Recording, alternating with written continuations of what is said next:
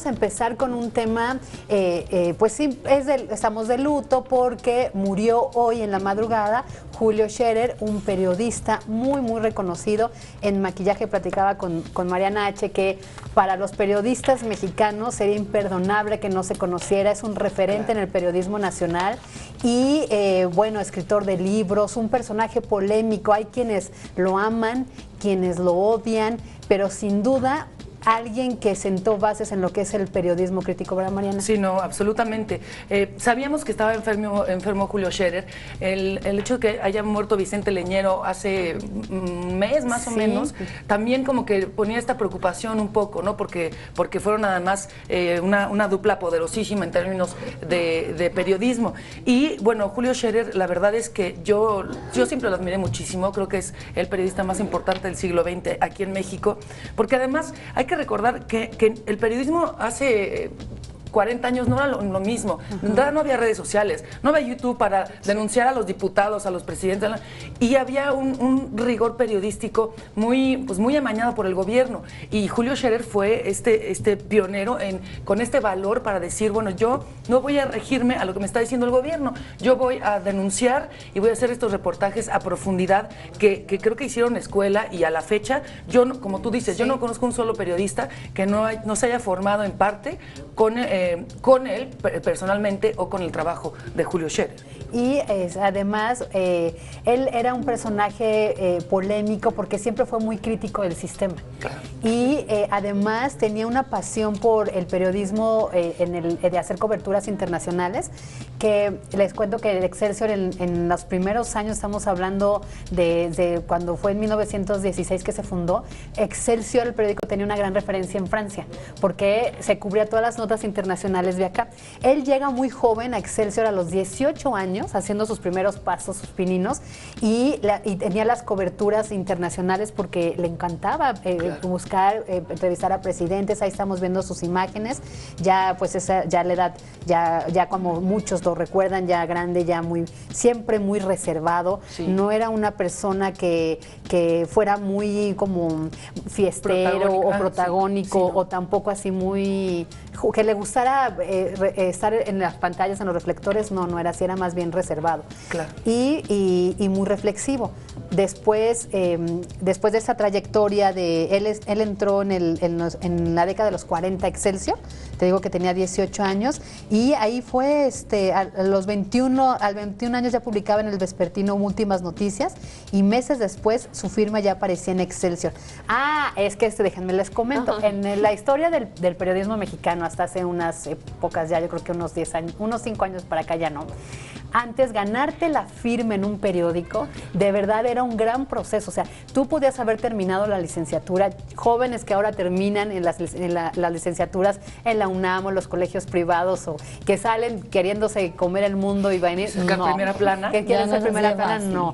La firma se ganaba. O sea, para que tú pudieras firmar en la primera plana de un periódico, necesitabas pasar tiempo, demostrar que eras un buen periodista, y no solo ganarte la primera nota de primera plana.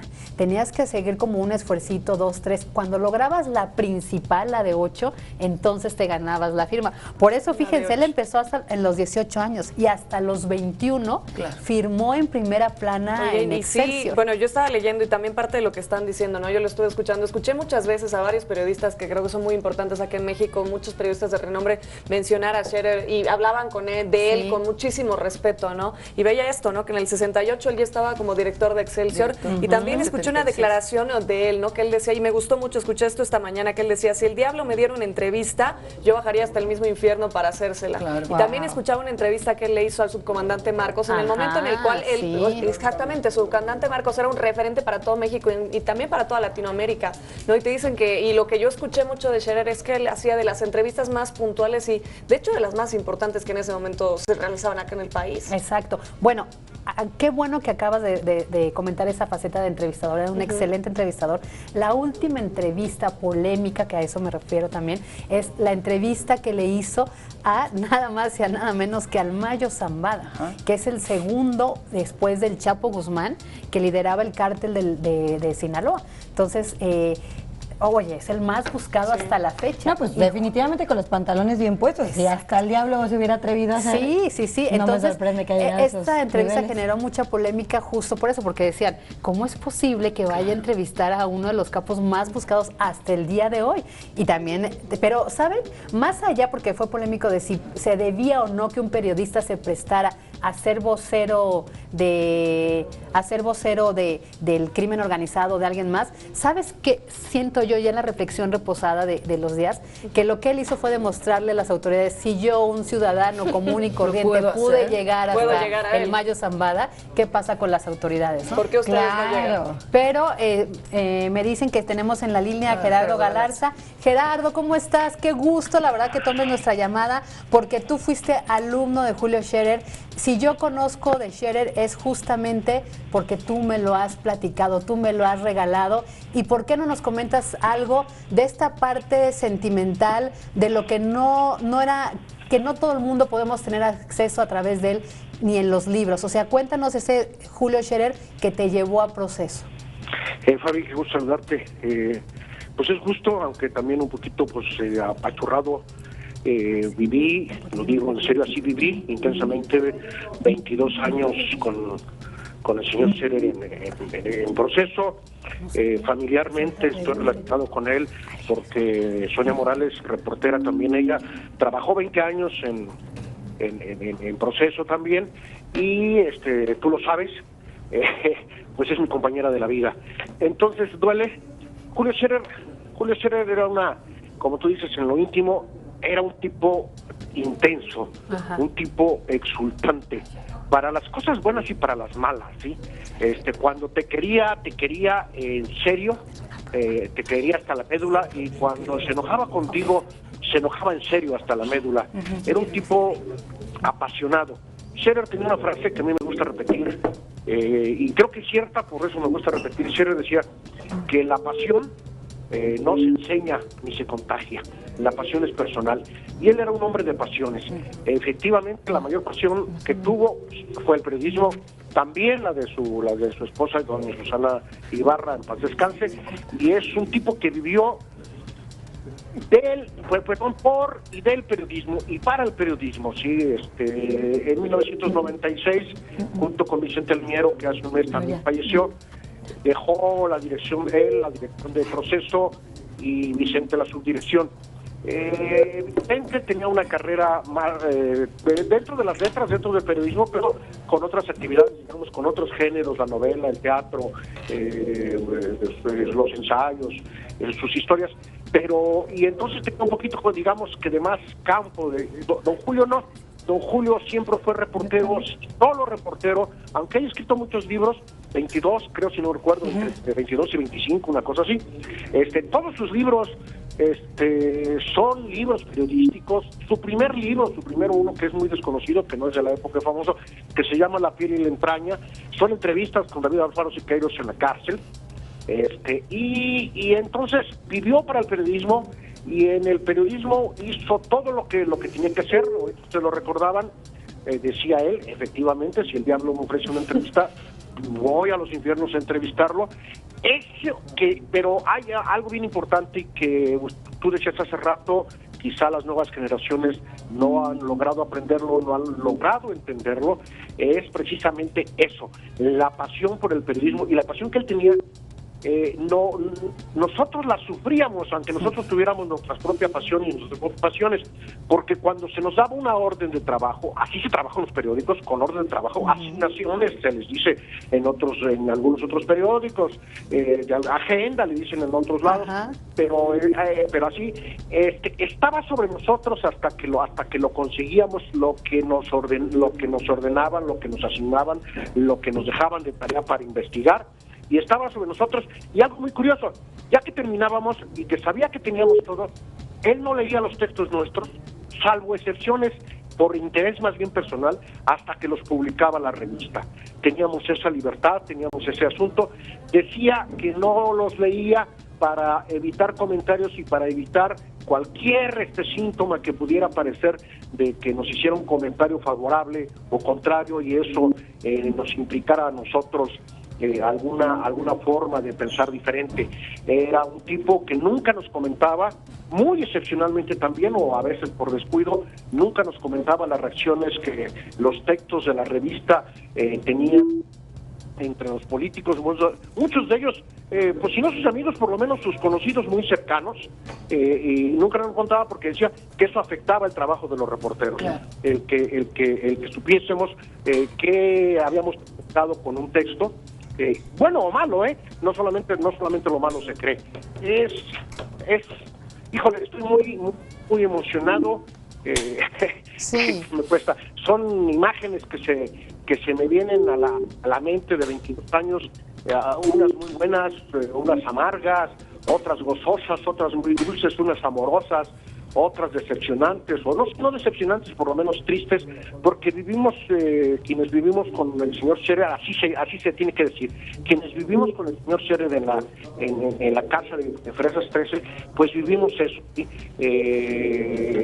Por lo menos hasta que él dejó la dirección en 1996. Oye, Gerardo, te voy a hacer una pregunta, te voy a ayudar porque evidentemente sé que estás muy emocionado porque fue tu maestro en la universidad, trabajaste con él, fue tu maestro, digamos, ya en la parte profesional, pero tú me contabas esta anécdota que a mí no me tocó vivir, pero cada que la escucho contigo y con otros periodistas muy importantes que formó, porque la gente que se quedó en proceso, pues qué bueno, terminó ahí, pero él formó ahora directores de periódicos como Pascal Beltrán del Río, como Marín, como, bueno, el negro Elizondo que tú y yo conocemos también, muy bueno. El negro Guzmán, pero lo que te quería que nos cuentes, porque son esas cosas que la gente no supo, no vivió, y tú sí, porque estabas ahí en la redacción de Proceso.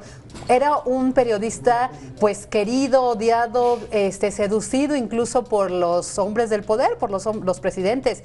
Y cuando la visita de Salinas o el regalo de Salinas, ¿cómo estuvo eso? Híjole, mira, es una escena, nos avisaron en un diciembre, era un mes de diciembre, que iba a visitar Salinas como acostumbraba con otros medios o los presidentes de la redacción de Proceso. Era la primera vez que un presidente de México iba a la redacción de Proceso, fundado en 1976. Habían ido algunos personajes muy importantes, embajadores, secretarios de Estado, personajes extranjeros, pero ningún presidente de México había ido, y el presidente Salinas se empeñó en ir a Proceso y finalmente fue. Fue una tarde que terminó en una cena de Proceso solamente con don Julio, con Vicente Leñero, si no me recuerdo, y don Enrique Maza. Y Salinas y su vocero en ese tiempo, José Carreño Carlón. Llegó Salinas y era un día de trabajo, era un jueves, que era el cierre de la revista, si no mal recuerdo, y todo el mundo estábamos trabajando porque pues más o menos teníamos idea de que a qué horas iba a llegar, pero no sabíamos la hora exacta, y afuera de la calle sí había mucho movimiento y los vecinos estaban más interesados que nosotros mismos por la visita, o por lo menos saber quién iba a llegar, porque pues, llegó el Estado Mayor Presidencial, como ocurre en estos casos y demás, y finalmente llegó y todo el mundo estaba trabajando. En el momento que entró había una cafetera en una redacción muy grande y muy pequeña a la vez. Yo estaba allí en ese café y Pepe Carreño Carlón pues me saludó y demás. Él venía en otra parte de la comitiva presidencial. Y cómo está así, cada quien tomó a sus escritores, y Sonia Morales, en ese tiempo reportera de la sección cultural, estaba haciendo estaba transcribiendo, como se hacía antes, pues ya han cambiado las cosas, transcribiendo una entrevista de su grabadora con los audífonos puestos, y nunca se dio cuenta de que ya había llegado el presidente y que estaba recorriendo la redacción, porque había de estos cubículos que pues son, digamos, que te cercaban, pues, ¿no? No, que te tapaban la cara, o sea, eran realmente cubículos, y que a tu espalda pues sí estaba el pasillo, pero no veías hacia frente. Y ella estaba allí, y don Julio tuvo que tocarle la mano, con su mano, el hombro a Sonia para decirle, le quiero presentar al presidente. Se presentó al presidente, y en fin, recorrió todo, y al final de todo, Salinas le dijo a don Julio, qué impresionado estoy. Y entonces le dijo don Julio, ¿por qué, presidente? Yo no imaginé la redacción de Proceso así, es una redacción de jóvenes.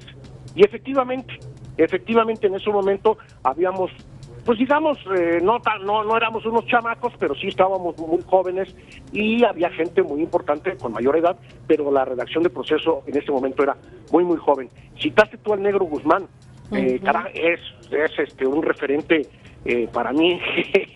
Necesariamente necesito que verlo. Cuando yo entré a Proceso, yo tuve el privilegio, solamente es un privilegio que la vida me concedió, no lo puedo decir de otra manera, de ser alumno de Julio Scherer en la universidad, en la Facultad de Ciencias Políticas y Sociales de la UNAM, en su clase, y después ser alumno en su redacción. Creo que aprendí más en la redacción que en la propia facultad, claro. Que pues tienes un horario y vas y vienes y haces tareas y demás, pero el vivir todos los días en la redacción aprendes mucho. El primer día que estuve, al segundo día que yo estuve, cuando me despedí en la noche del señor Rodolfo Guzmán, mi amigo el Negro, ahora dijo, ¿qué vas a hacer mañana? Y le digo, tengo clase con el señor Scherer. Me dijo, mira, tienes dos opciones. Puedes ir a clase con el señor Scherer con todo gusto, porque tienes que cumplir con tus obligaciones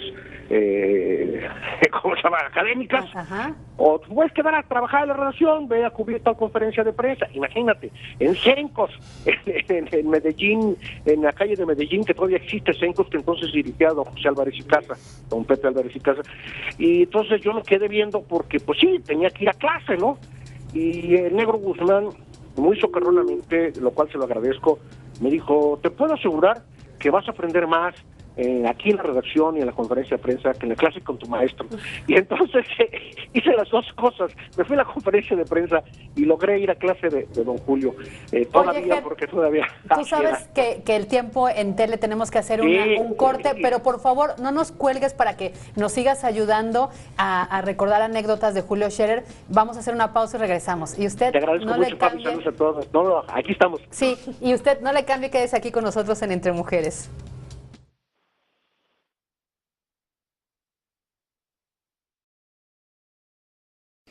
Te invitamos a seguir cuestionando la información con los siguientes videos.